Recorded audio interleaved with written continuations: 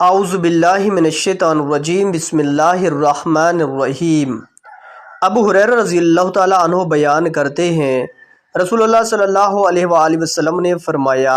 جب مسلمان یا مومن بندہ وضو کرتا ہے اور وہ اپنا چہرہ دھوتا ہے تو آنکھوں کے دیکھنے سے ہونے والی تمام خطائیں پانی کے ساتھ یا پانی کے آخری قطرے کے ساتھ اس کے چہرے سے نکل جاتی ہیں۔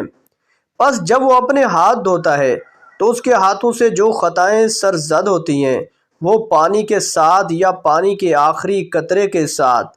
اس کے ہاتھوں سے نکل جاتی ہیں۔ پس جب وہ اپنے پاؤں دھوتا ہے تو اس کے پاؤں سے جو خطائیں سرزد ہوتی ہیں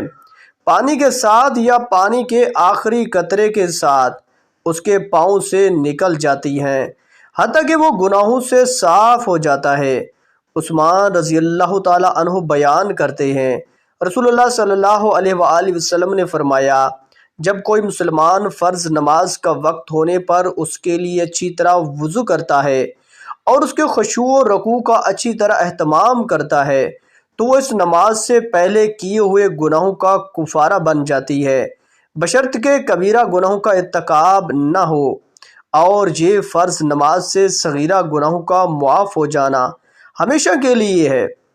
عثمان رضی اللہ تعالیٰ عنہ سے روایت ہے کہ انہوں نے وضو کیا تو 3 مرتبہ اپنے ہاتھوں پر پانی ڈالا، پھر کلی کی اور ناک جھاڑی، پھر 3 بار اپنا چہرہ دھویا، پھر 3 مرتبہ کوہنی سمیت اپنا دایاں ہاتھ دھویا، پھر 3 مرتبہ کوہنی سمیت اپنا بایاں ہاتھ دھویا، پھر اپنے سر کا مسح کیا، پھر 3 مرتبہ اپنا دایاں پاؤں دھویا، پھر 3 مرتبہ بایاں، پھر فرمایا، میں نے رسول اللہ صلی اللہ علیہ وآلہ وسلم کو دیکھا، آپ نے میرے اس وضو کی طرح وضو کیا۔ پھر فرمایا، جو شخص میرے اس وضو کی طرح وضو کرتا ہے پھر 2 رکعتیں پڑھتا ہے اور وہ اس دوران اپنے دل میں کسی قسم کا خیال نہ لائے تو اس کے سابقہ گناہ بخش دیے جاتے ہیں۔ دوستو، اللہ پاک سے دعا ہے کہ اللہ پاک ہمیں ان احادیث مبارکہ پر